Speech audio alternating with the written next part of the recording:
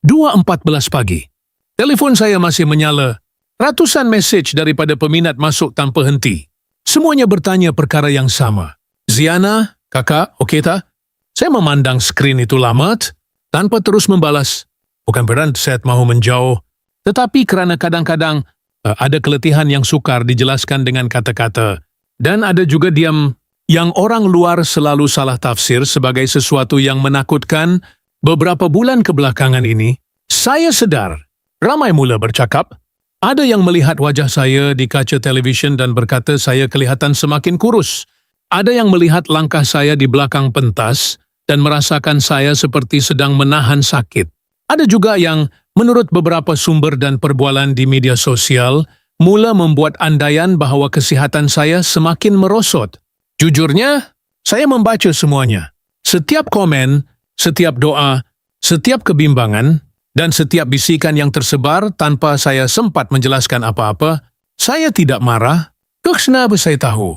Semua itu datang daripada rasa sayang, daripada mereka yang sudah bersama saya sejak zaman album pertama. Sejak saya berdiri di atas pentas dengan tangan menggigil dan suara yang cuba meyakinkan diri sendiri bahawa saya layak berada di situ. Saya masih ingat malam-malam panjang di studio rakaman, lampu kuning yang tidak pernah dipadamkan, secawan kopi yang sudah sejuk di tepi meja, dan saya duduk sendirian mengulang satu rangkap lagu berkali-kali. Kerana saya percaya, jika saya mahu dihargai, saya mesti memberi seluruh jiwa saya. Bertahun-tahun saya hidup seperti itu, berlari dari satu pentas ke satu pentas, dari satu temu bual ke satu acara, senyum di hadapan kamera, dan diam apabila pulang ke rumah. Ramai orang melihat kemewahan cahaya lampu, tetapi tidak semua orang melihat tubuh yang perlahan-lahan belajar menanggung penat, suara yang kadang-kadang perlu dipujuk, dan hati yang sesekali hanya mahu berehat, tanpa perlu menjelaskan apa-apa. Beberapa minggu lalu, selepas satu persembahan, saya duduk terlalu lama di bilik persalinan, mikrofon masih terletak di atas meja. Solekan belum dibersihkan, dan saya hanya memandang cermin. Ada garis-garis halus yang dahulu tidak ada mata yang kelihatan lebih letih. Sedang ada satu pertanyaan yang akhirnya saya tanya pada diri sendiri, sampai bila aku harus terus berpura-pura kuat?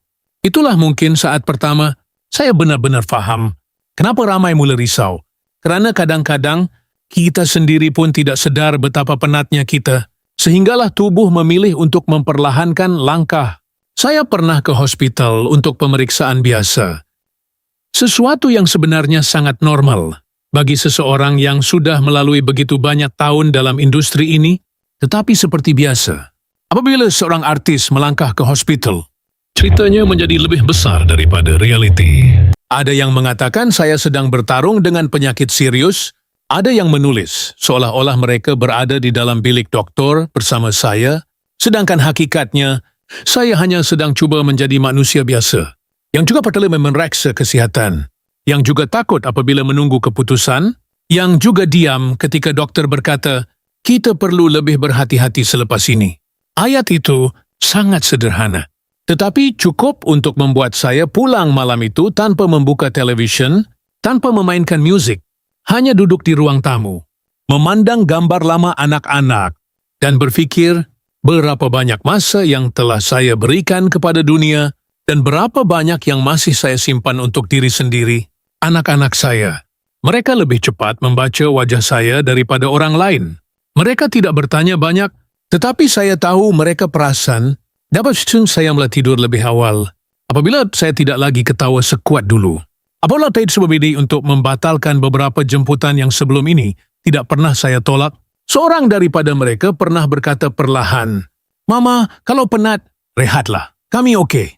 Dan ayat itu lebih kuat daripada 1000 tepukan di dewan konsert, kerana pada akhirnya bukan populariti yang membuat kita bertahan, tetapi suara kecil daripada orang yang benar-benar mengenali kita. Saya juga melihat peminat, ada yang menunggu di luar acara hanya untuk berkata, kami rindu senyuman Aka. Ada yang mengirim doa panjang, ada yang hanya meninggalkan satu ayat. Jaga diri ya.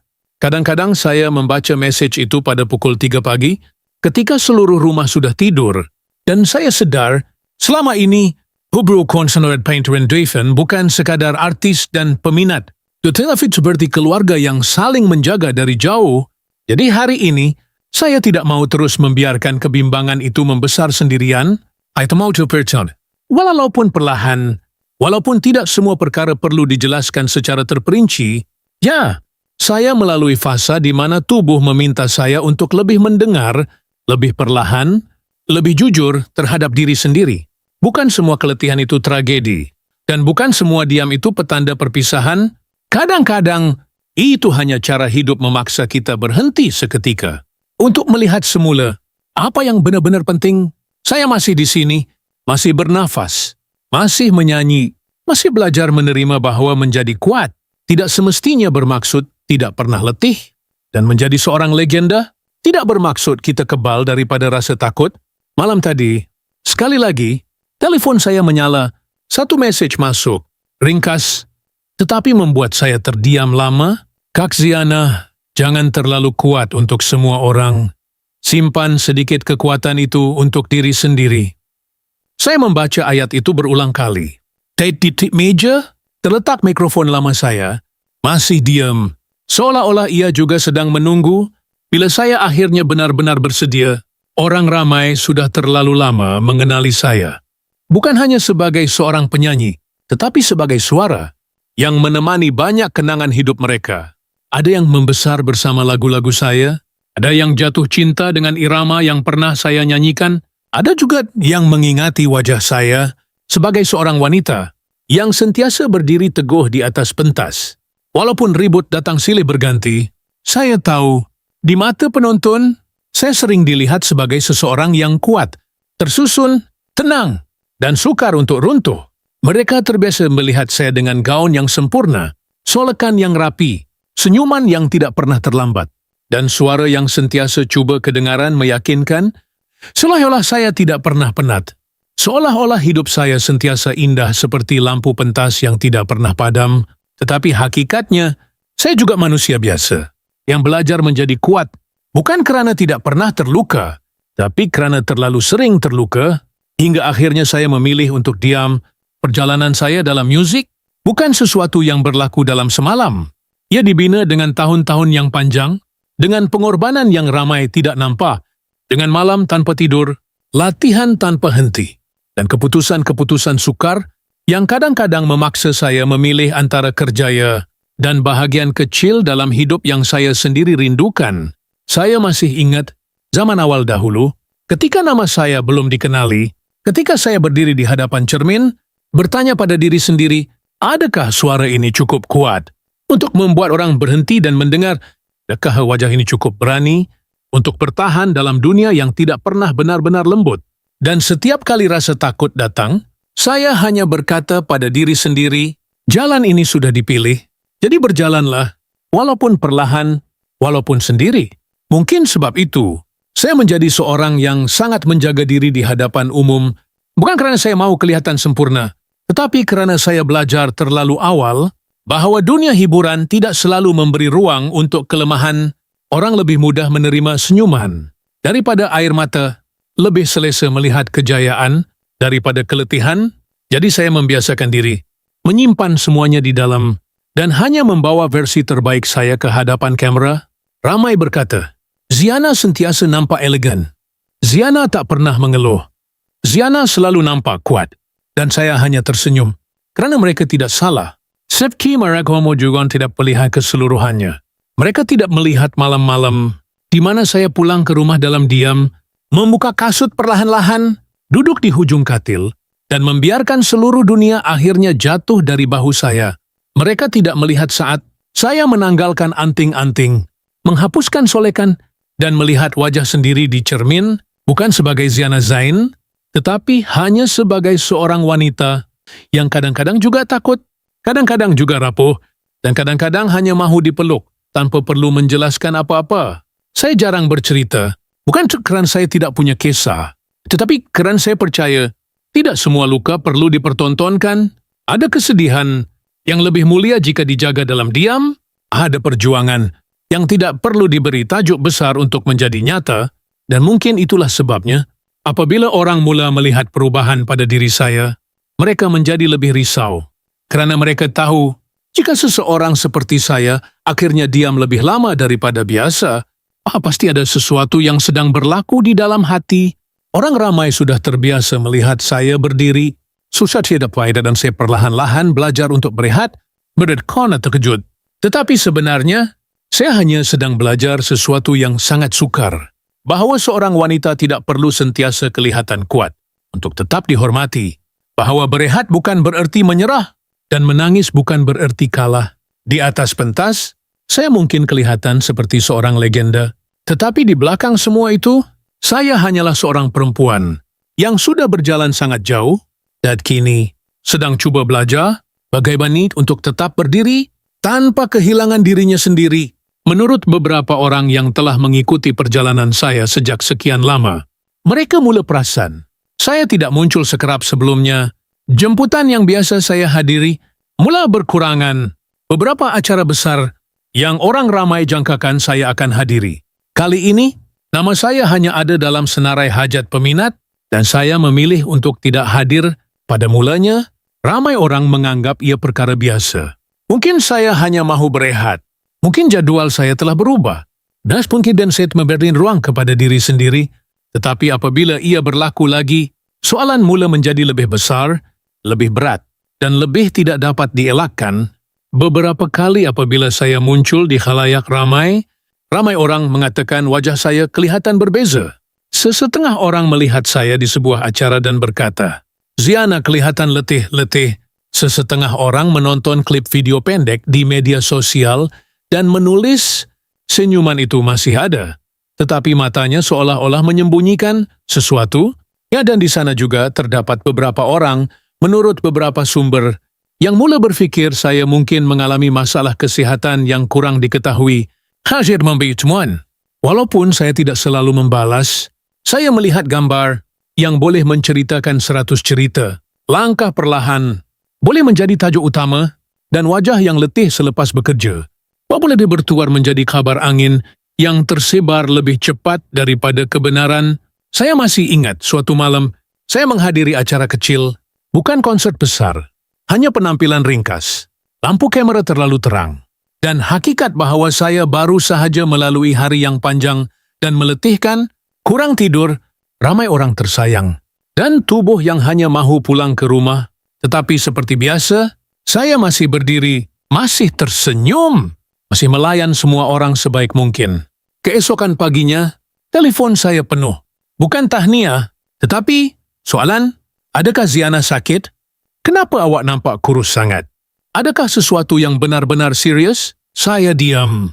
Kerana kadangkala, perkara yang paling meletihkan bukanlah perasaan letih, tetapi melihat orang yang saya sayangi, mula taut kehilangan saya, dan media sosial, seperti biasa, tidak pernah sunyi sepenuhnya.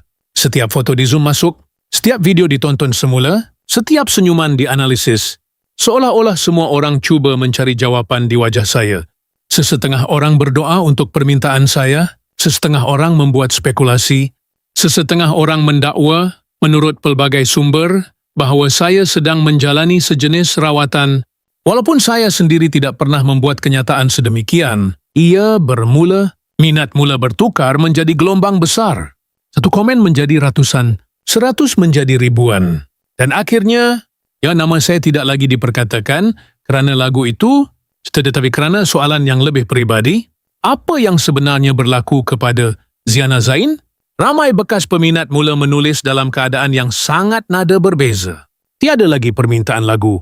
Ia tidak lagi bercakap tentang rancangan itu, doa, tetapi lama, ikhlas, dan penuh ketakutan. Seorang peminat menulis, saya membesar dengan suara awak. Saya belum bersedia untuk mendengar berita buruk. Saya membacanya pada waktu malam, dan saya tidak tahu mengapa, tetapi dada saya sesak. Mungkin kerana buat pertama kalinya, saya benar-benar faham, Seki, bahawa kesunyian saya telah menyebabkan orang lain berfikir terlalu banyak, dan kadangkala kesunyian boleh menjadi bunyi yang paling kuat. Keluarga saya juga mula bertanya dengan lebih berhati-hati. Dari sudah kegirbar dan jemput kabar angin itu, tetapi saya tahu mereka juga telah melihat semuanya. Mereka juga telah membaca berita yang sama. Dan mereka juga cuba memahami Sampai ada saya cuba melakukan sesuatu atau terlalu letih untuk menjelaskan, saya tidak menyalahkan sesiapa. Kerana apabila seseorang telah berada di tempat lain kehidupan seseorang untuk sekian lama, setiap perubahan kecil menjadi perkara besar. Setiap langkah perlahan adalah amaran dan setiap kesunyian dilihat sebagai tanda. Tetapi di sebalik semua itu, ada satu perkara yang paling menyentuh hati saya. Bukan perkara remeh, bukan tajuk utama yang sensasi, tetapi sebenarnya masih ramai orang yang benar-benar mengambil berat. Orang yang melihat saya bukan sahaja sebagai seorang artis, seorang insan, tetapi sebagai seseorang yang pernah menjadi sebahagian daripada kehidupan mereka. Dan kerana itu, saya tahu saya tidak boleh membiarkan mereka mencari jawapannya sendirian. Sampai pada satu tahap, saya akhirnya faham, diam tidak selalu melindungi. Kadang-kadang, diam itu sendiri boleh melukai orang yang paling ikhlas menyayangi kita. Selama ini, saya fikir, dengan tidak bercakap terlalu banyak, saya sedang menjaga keadaan, menjaga privasi, menjaga hati keluarga, dan mungkin juga menjaga diri sendiri. Tetapi saya terlupa satu perkara, orang yang benar-benar peduli akan tetap merasa risau, walaupun kita cuba menyembunyikannya dengan senyuman. Dan itulah sebabnya, hari ini, saya memilih untuk bercakap, bukan kerana saya mahu menjelaskan setiap perkara, bukan kerana saya mahu menjawab semua spekulasi, dan bukan juga kerana saya ingin membuktikan apa-apa kepada sesiapa, tetapi kerana saya tidak mahu mereka yang telah berjalan bersama saya selama bertahun-tahun terus tidur dengan rasa takut hanya kerana saya terlalu lama memilih untuk diam. Saya masih ingat malam itu, rumah sangat sunyi. Anak-anak sudah tidur, lampu ruang tamu masih menyala, dan saya duduk sendirian dengan telefon di tangan, membaca satu demi satu message daripada peminat. Ada yang menulis panjang, ada yang hanya meninggalkan doa ringkas, ada yang berkata, kami cuma mahu tahu akak baik-baik saja. Ayat itu sangat mudah, tetapi cukup untuk membuat saya menangis perlahan. Kerana saya sedar, selama ini mereka tidak meminta penjelasan besar, mereka hanya mahu kepastian bahawa saya masih di sini, masih bernafas, masih berjuang, dan masih tidak menyerah. Jadi saya menarik nafas panjang. Dan untuk pertama kalinya, saya berkata kepada diri sendiri, mungkin sudah tiba masanya untuk berhenti menjadi terlalu kuat dan mula menjadi jujur. Ya, saya melalui hari-hari yang tidak mudah. Ada keletihan yang tidak boleh hilang hanya dengan tidur awal. Ada tekanan yang tidak selalu boleh dijelaskan kepada dunia luar. Dan ada saat-saat di mana tubuh diri sendiri meminta kita untuk memperlahankan langkah, untuk mendengar, untuk berehat, untuk menerima bahawa kita juga manusia biasa. Saya tidak mahu menggunakan perkataan besar atau mencipta ketakutan yang tidak perlu kerana menurut beberapa pemeriksaan dan nasihat yang saya terima, apa yang paling penting sekarang adalah memberi ruang kepada diri sendiri untuk menjaga kesihatan secara fizikal dan juga secara emosi. Dan saya percaya itu adalah sesuatu yang ramai wanita faham, terutama mereka yang terlalu lama sibuk menjaga semua orang hingga terlupa menjaga diri sendiri. Saya tidak sakit seperti yang dibayangkan oleh sesetengah cerita. Tetapi saya buat dark mage berpura-pura bahawa semuanya sentiasa sempurna. Kerana hidup bukan begitu. Kadang-kadang kita kuat, kadang-kadang kita letih, kadang-kadang kita tersenyum di hadapan ramai orang dan menangis perlahan ketika pulang ke rumah. Itu bukan kelemahan, itu kehidupan, dan saya sedang belajar menerimanya. Dengan lebih jujur, lebih perlahan, dan lebih damai, ramai yang mengenali saya sebagai wanita yang sentiasa berdiri teguh, yang jarang mengeluh, yang sentiasa nampak tenang, tetapi hari ini, saya mahu mereka juga tahu bahawa kekuatan sebenar bukan pada kemampuan menyembunyikan rasa sakit, tetapi pada keberanian untuk mengaku bahawa kita juga perlukan rehat, perlukan doa, dan kadang-kadang perlukan seseorang untuk berkata, tak apa, awak tidak perlu kuat setiap masa. Saya sangat berterima kasih kepada semua yang mendoakan, kepada semua yang tidak berhenti bertanya kabar, kepada semua yang memilih kasih sayang daripada gosip, dan kepada mereka yang tetap menunggu, walaupun saya tidak selalu muncul. Percayalah, setiap doa itu sampai, setiap nama yang disebut dalam message, saya baca, Dan setiap rasa sayang itu, saya simpan. Mungkin itulah hadiah paling besar selepas bertahun-tahun berada dalam dunia ini. Bukan popularity, bukan tepukan, tetapi mengetahui bahwa apabila saya perlahan-lahan menjadi manusia biasa, masih ada orang yang tetap tinggal. Malam ini, telefon saya masih menyala, tetapi kali ini, saya tidak lagi memandangnya dengan rasa takut. Kerana akhirnya, saya sudah berkata apa yang perlu saya katakan, bukan untuk dunia, tetapi untuk hati-hati yang selama ini diam-diam menjaga saya. Ramai orang pikir, bila seseorang sudah sampai ke puncak, hidup akan baik di tua kamedar. Lebih tenang, lebih sempurna, tetapi sebenarnya, semakin tinggi kita berdiri, semakin sedikit ruang untuk kita kelihatan lemah. Saya memulakan perjalanan ini bukan dengan kemewahan, tetapi dengan harapan dan ketakutan yang sangat manusia. Saya masih ingat tahun-tahun awal itu, ketika nama saya belum dikenali, ketika saya berdiri di studio kecil, dengan tangan yang sejuk dan hati yang berdebar terlalu kuat. Saya bukan datang daripada dunia yang sentiasa memberi jaminan, saya datang dengan impian, dan impian itu menuntut harga yang sangat mahal. Setiap lagu yang orang dengar hari ini, sebenarnya dibina daripada malam-malam panjang, air mata yang tidak sempat jatuh, dan keputusan-keputusan sunyi yang hanya saya sendiri tahu betapa beratnya. Ada waktu saya perlu memilih antara tidur atau terus berlatih, antara berehat atau menghadiri satu lagi persembahan, antara menjadi wanita biasa atau menjadi nama yang orang akan ingat. Dan saya memilih berulang kali untuk terus berjalan, walaupun kaki sudah terlalu penat. Kemudian, apabila kejayaan datang, ia datang bersama sesuatu yang tidak ramai ceritakan, tekanan yang jauh lebih besar daripada tepukan. Orang melihat trofi, tetapi mereka tidak melihat ketakutan untuk kehilangan semuanya. Orang melihat gaun yang indah, tetapi mereka tidak melihat malam ketika saya duduk sendirian, tertanya-tanya. Pada sore esok orang masih akan menyebut nama saya. Adalah naik surat ini masih cukup kuat? Atau dunia hanya sedang menunggu nama baru untuk menggantikan saya? Popularity kadang-kadang sangat cantik dari jauh, tetapi sangat sunyi apabila kita berada di tengah-tengahnya. Saya belajar bahawa semakin ramai orang mengenali kita, semakin sukar untuk benar-benar dikenal. Semua orang tahu wajah saya, tapi sangat sedikit yang tahu berapa kali saya menangis dalam diam, berapa kali saya terpaksa tersenyum ketika hati sedang runtuh, dan berapa kali saya berdiri di atas pentas dengan tubuh yang sebenarnya hanya mahu rebah. Kemudian datang fasa kehidupan yang lebih besar. Keluarga, anak-anak, tanggung jawab yang tidak boleh ditangguhkan, menjadi ibu, mengubah segalanya. Ketika itu saya sadar, saya bukan lagi hanya membawa nama sendiri. Saya membawa masa depan orang lain. Saya membawa hati anak-anak. Saya membawa harapan keluarga. Dan itu jauh lebih berat daripada sebarang anugerah. Ada pagi, saya perlu bangun sebagai ibu, menyediakan semuanya, menjadi tempat bergantung, dan pada malam yang sama, saya perlu berdiri di bawah lampu pentas. Menjadi Ziana Zain yang semua orang kenal. Seolah-olah saya tidak pernah letih, seolah-olah saya tidak pernah takut. Seolah-olah saya sentiasa tahu apa yang perlu dilakukan, tetapi hanya saya tahu betapa banyak kali saya masuk ke bilik air, mengunci pintu, dan menarik nafas panjang hanya untuk mengumpulkan kekuatan, supaya apabila saya keluar semula, dunia tetap melihat saya sebagai seseorang yang kuat.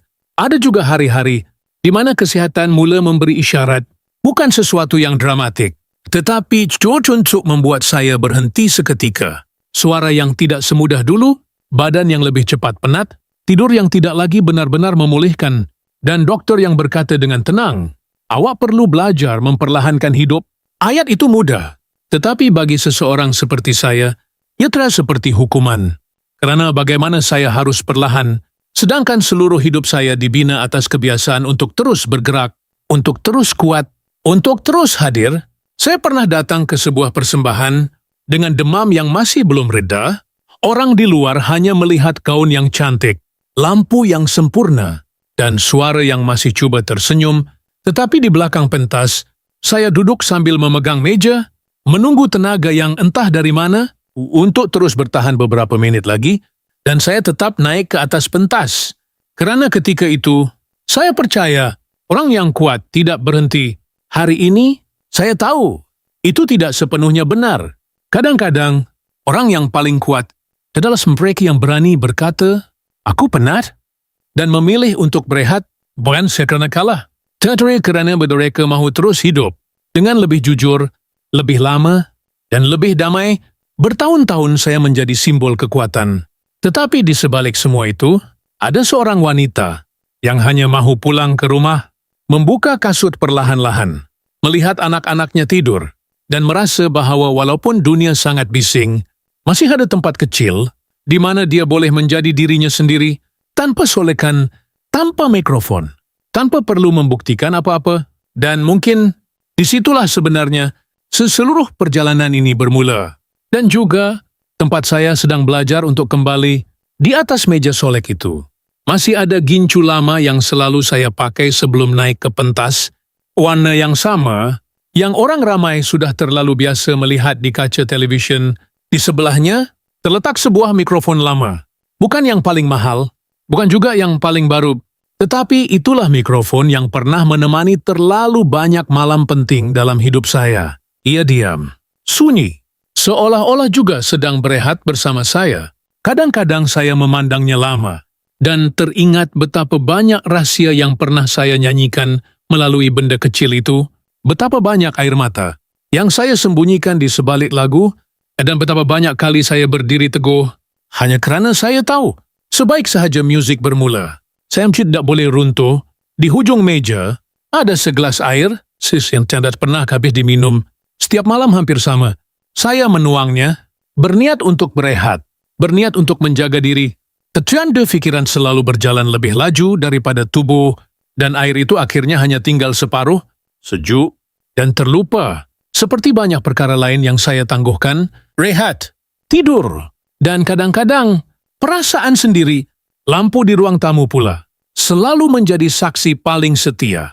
Pukul 12 malam, 1 pagi, kadang-kadang hampir 3 pagi, ia masih menyala. Anak-anak sudah lama masuk tidur, rumah sudah sunyi, tetapi saya masih duduk di sofa yang sama. Memegang telepon, membaca mesej yang belum saya balas. Ada mesej daripada keluarga, ringkas, "Mama dah makan." Ada mesej daripada sahabat lama, "Aku rasa kau penat, kau okey?" Dan ada juga mesej daripada peminat yang panjang, penuh doa, penuh kebimbangan. Saya membaca semuanya. Despoya terang sklik lem tahu dari mana mau menjawab, kerana kadang-kadang menjelaskan rasa letih. Lebih sukar daripada menanggungnya sendiri. Di dinding kecil berhampiran dapur, tergantung jadual persembahan saya. Dulu, penuh, padat, satu bandar ke satu bandar, satu pentas ke satu pentas, seolah-olah hidup saya tidak pernah berhenti bergerak, tetapi sekarang banyak nama dan tarikh sudah dipotong, dengan pen hitam, satu garis lurus, diam. Tetapi terasa sangat berat. Setiap garisan itu bukan sekadar pembatalan. Ia seperti pengakuan kecil, bahawa saya akhirnya perlu memilih diri sendiri. Walaupun untuk seseorang seperti saya, itu bukan keputusan yang mudah. Saya masih ingat satu petang, di belakang pentas, semua orang sibuk. Orang teknikal berlari, musik sedang diuji, lampu sedang disusun, dan saya berdiri di sudut kecil, mencuba menarik nafas perlahan, kemudian satu batu kecil terlepas, ringan sahaja, singkat, dan hampir tidak didengari. Tiada siapa menoleh, tiada siapa benar-benar perasan. Tetapi saya perasan, kerana tubuh sendiri selalu menjadi orang pertama yang memberi amaran. Saya memegang dada seketika, tersenyum, dan kembali berjalan seperti biasa. Kerana kadang-kadang, wanita yang terlalu lama dianggap kuat akan belajar menyembunyikan perkara kecil, sehinggalah semua orang menyangka dia benar-benar tidak pernah lemah. Dalam bilik tidur, di atas meja sisi katil, ada sepasang cermin mata, sebuah buku yang belum habis dibaca, dan nota kecil yang saya tulis sendiri, "Jangan lupa berehat." Ironinya, saya menulisnya untuk diri sendiri, tetapi paling jarang mengikutinya. Setiap kali saya melihat nota itu, saya hanya tersenyum kecil, seolah-olah sedang berjanji, yang saya sendiri belum pasti mampu tunaikan.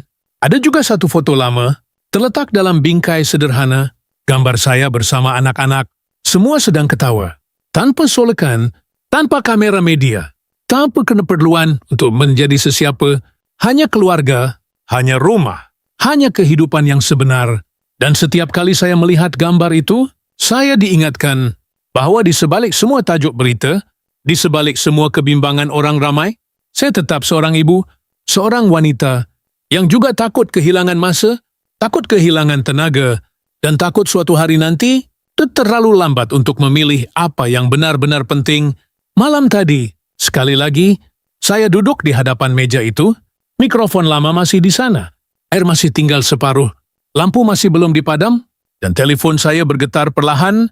Satu mesej baru masuk daripada seseorang yang sangat rapat. Hanya satu ayat, "Kalau penat, pulanglah. Kami masih di sini." Saya membaca ayat itu lama, sangat lama, dan buat pertama kalinya, bilik yang sunyi itu terasa lebih jujur daripada mana-mana pentas yang pernah saya pijak. Ada orang berkata, saya pasti sedang menyembunyikan sesuatu. Ada yang begitu yakin, seolah-olah mereka tahu seluruh cerita hanya dengan melihat satu gambar, satu langkah perlahan, atau satu senyuman yang tidak cukup lebar. Media, seperti biasa, tidak pernah benar-benar tidur. Website shipping kemunculan saya menjadi bahan perbincangan.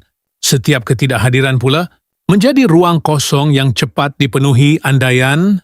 Menurut beberapa laporan dan perbualan di media sosial, ada yang mengaitkan perubahan itu dengan masalah kesehatan. Ada yang menyebut tekanan emosi, dan ada juga yang terus menulis, seolah-olah mereka sudah menerima jawaban rasmi. Sedangkan saya sendiri masih sedang belajar memahami tubuh dan hati saya dengan jujur. Kadang-kadang saya membaca tajuk-tajuk itu, dan hanya menghela nafas. Bukan kerana marah, tetapi kerana pelik. Betapa mudahnya dunia luar membentuk cerita daripada serpihan yang sangat kecil. Satu foto tanpa konteks, satu wajah letih selepas perjalanan panjang, dan tiba-tiba seluruh hidup kita seolah-olah sudah ditulis oleh orang lain, tetapi di tengah semua bunyi itu, ada suara yang jauh lebih perlahan dan jauh lebih tulus, suara peminat. Mereka tidak datang dengan tajuk sensasi, mereka datang dengan doa, dengan mesej ringkas, dengan kebimbangan yang sangat manusia. Ada seorang wanita yang katanya mengikuti perjalanan saya sejak zaman kaset. Dia menulis, "Akak mungkin tidak kenal saya, tetapi suara akak pernah menemani saya ketika saya kehilangan ibu. Jadi bila saya lihat akak nampak letih, saya juga rasa takut. Saya membaca mesej itu 2 kali, 3 kali, dan saya tidak mampu membalas segera. Kerana kadang-kadang kasih sayang orang asing lebih menyentuh daripada pujian yang paling besar." Ada juga peminat muda yang mungkin tidak membesar dengan lagu-lagu lama saya, tetapi tetap menulis, "Kami cuma mahu akak sihat, itu sahaja." Sesederhana itu, dan entah kenapa, ayat yang paling pendek selalunya yang paling sukar untuk saya baca tanpa air mata. Keluarga pula, mereka jarang bercakap di depan umum. Mereka tidak menjawab gosip, tidak menafikan, tidak juga membesarkan keadaan. Mereka memilih diam, tetapi diam mereka bukan kosong. Diam itu adalah perlindungan. Anak-anak saya, mereka tidak bertanya dengan cara dramatik. Mereka hanya hadir, lebih kerap menelepon, lebih kerap bertanya sama ada saya sudah makan, lebih kerap memerhatikan wajah saya ketika saya cuba tersenyum seperti biasa. Kadang-kadang, mereka hanya duduk bersama saya di ruang tamu, tanpa banyak kata. Dan saya tahu, itu adalah bentuk cinta yang paling jujur, bukan mencari jawaban, tetapi memastikan saya tidak menghadapi semuanya sendirian.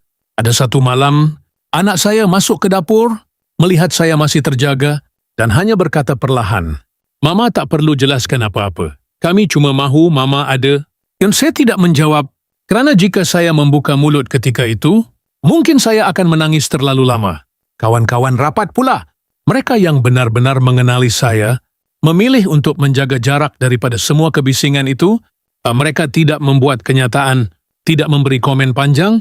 Mereka hanya datang, menghantar makanan, mengajak minum kopi, atau sekadar bertanya, "Hari ini macam mana?" Mereka tahu, ada luka yang tidak perlukan nasihat, hanya perlukan kehadiran. Dan saya sangat menghargai itu, kerana persahabatan yang sebenar bukan pada siapa yang paling kuat bercakap untuk kita, tetapi siapa yang tetap duduk di sebelah kita. Walaupun seluruh dunia sedang sibuk membuat andaian, kadang-kadang saya berdiri di tengah semua ini. Antara tajuk berita, Antara doa peminat, antara diam keluarga, dan antara sahabat yang memilih untuk menjaga saya dari jauh, lalu saya sadar, setiap orang melihat saya dengan cara yang berbeza. Media melihat cerita, peminat melihat kenangan, keluarga melihat seorang ibu, dan sahabat melihat seorang wanita yang sedang penat, tetapi hanya saya sendiri yang benar-benar tahu betapa beratnya menjadi semua itu dalam masa yang sama, dan mungkin itulah sebabnya ada malam-malam tertentu, apabila satu mesej pendek lebih kuat daripada 1000 artikel, malam semalam, telefon saya berbunyi lagi, tiada tajuk besar, tiada spekulasi, hanya satu pesanan daripada seorang sahabat lama. Aku tahu kau selalu nampak kuat, tapi kalau hari ini kau letih, tak apa, jangan lawan seorang diri. Saya memandang skrin itu lama, dan untuk beberapa saat, seluruh rumah terasa terlalu sunyi. Kerana kadang-kadang, bukan tuduhan yang membuat kita lemah, tetapi kasih sayang yang datang terlalu jujur. Saya masih fikir, perkara yang paling menakutkan bukanlah tentang sakit, bukan juga tentang usia, atau kabar angin yang datang silih berganti, tetapi tentang satu hari, apabila saya berdiri di hadapan cermin, dan saya sendiri tidak lagi mengenali wanita di dalamnya, tentang satu pagi, apabila tubuh bangun lebih lambat daripada biasa, dan hati tiba-tiba bertanya, masih mampukah aku? Banyak orang takut pada diagnosis, pada nama penyakit, pada perkataan-perkataan besar yang kedengaran berat, tetapi bagi saya, yang paling sunyi adalah keletihan, yang datang perlahan, tanpa bunyi, tanpa amaran yang dramatik. Ia hadir dalam bentuk yang sangat kecil, suara yang cepat habis, langkah yang terasa lebih berat, senyuman yang memerlukan usaha, dan malam-malam yang terlalu panjang untuk dilalui sendirian. Kadang-kadang, saya duduk di tepi katil tanpa membuka lampu besar. Hanya cahaya kecil dari sudut bilik, dan saya mendengar bunyi rumah yang sedang tidur. Pendingin udara yang perlahan, jam di dinding yang terus bergerak, dan nafas sendiri yang entah kenapa terasa lebih berat daripada biasa. Pada saat seperti itu, saya tidak berfikir tentang pentas, bukan tentang popularity, bukan tentang nama besar yang orang sebut. Saya hanya berfikir tentang tenaga, tentang masa, tentang berapa banyak bahagian diri yang telah saya beri kepada dunia. Dan betapa banyakku yang masih tinggal untuk saya sendiri. Ada satu ketakutan yang jarang saya ucapkan. Ketakutan bahawa suatu hari nanti, saya tidak lagi mempunyai kekuatan untuk menjadi seperti yang orang harapkan. Nah, bukan kerana saya tidak mahu, tetapi kerana manusia, walaupun dipanggil legenda, tetap akan sampai pada titik di mana tubuh meminta belas kasihan dan hati meminta rehat. Saya pernah berdiri di belakang pentas. Mendengar nama saya diumumkan, orang ramai bersorak, lampu mula menyala. Dan untuk beberapa saat, saya tidak melangkah keluar. Bukan kerana saya lupa lirik, tetapi kerana saya sedang berunding dengan diri sendiri, hari ini, bolehkah kita kuat sekali lagi? Dan mungkin itulah kebenaran yang tidak ramai tahu. Kadang-kadang, orang yang paling kelihatan tenang sedang bertarung paling kuat di dalam diam. Saya tidak takut menjadi tua. Saya betul Daud Friend garis halus di wajah atau rambut yang perlahan-lahan berubah. Yang saya takutkan adalah kehilangan keupayaan untuk hadir sepenuh hati, untuk memeluk anak-anak tanpa rasa letih, untuk menyanyi tanpa perlu menyembunyikan sakit, untuk ketawa tanpa perlu berpura-pura. Kerana pada akhirnya, hidup bukan tentang berapa lama kita berdiri di atas pentas, tetapi tentang siapa yang masih menunggu kita pulang, dan adakah kita masih punya tenaga untuk benar-benar pulang. Ada malam, saya membuka almari lama, melihat gaun-gaun persembahan yang pernah saya pakai. Setiap satu menyimpan cerita, setiap satu pernah menjadi simbol kemenangan, tetapi malam itu, saya hanya menyentuh kainnya perlahan dan bertanya dalam hati, berapa banyak lagi malam seperti itu yang masih ada, berapa banyak lagi lagu yang akan saya nyanyikan dari suatu hari nanti. Saya akan tahu saat yang tepat untuk memperlahankan semuanya tanpa rasa bersalah, tanpa rasa kalah. Kerana selama bertahun-tahun, saya belajar bahawa berhenti itu berbahaya, bahawa rehat itu kelemahan, bahawa seorang wanita harus terus bertahan. Walaupun hampir runtuh, tetapi sekarang, saya sedang belajar sesuatu yang baru, bahawa kadang-kadang keberanian terbesar bukan pada kemampuan untuk terus berjalan, tetapi pada keberanian untuk duduk, diam, dan mengaku, "Aku penat." Malam ini, lampu ruang tamu masih belum dipadam, mikrofon lama masih di atas meja. Segelas air masih tinggal separuh, dan saya masih duduk di sini. Bukan sebagai Ziana Zain yang orang kenal, tetapi hanya sebagai seorang wanita yang sedang coba menerima bahwa tidak semua perjuangan perlu dimenangi, ada yang hanya perlu dipeluk perlahan dan dibiarkan menjadi sebahagian daripada hidup, karena mungkin yang paling menyakitkan bukanlah kemungkinan untuk jatuh, tetapi rasa takut jika suatu hari nanti saya tidak lagi cukup kuat untuk berdiri di hadapan mereka yang selama ini tidak pernah berhenti menyayangi saya. Sebuah bilik, lampunya masih menyala, tidak terlalu terang, tetapi cukup untuk membuat bayang-bayang di dinding kelihatan lebih panjang. Sebuah kerusi masih berada di tempat yang sama, di sisi tingkap, menghadap keluar, seolah-olah seseorang baru sahaja bangun darinya dan belum benar-benar pergi. Saya berdiri di situ, di ambang pintu, tidak melangkah masuk, tidak juga berpaling, hanya memandang dengan diam yang terlalu penuh. Di atas meja, terletak mikrofon lama itu, masih seperti semalam, masih sunyi, masih setia. Di sebelahnya, sehelai kertas, dengan beberapa baris lirik yang belum selesai, beberapa perkataan dipadam, beberapa ayat terhenti di tengah jalan, seolah-olah hati yang menulisnya juga belum benar-benar tahu bagaimana harus mengakhiri semuanya. Segelas air masih tinggal separuh, dingin yang sudah hilang, dan sebuah telepon terbaring senyap dengan satu message yang belum dibalas. "Kak, jaga diri ya."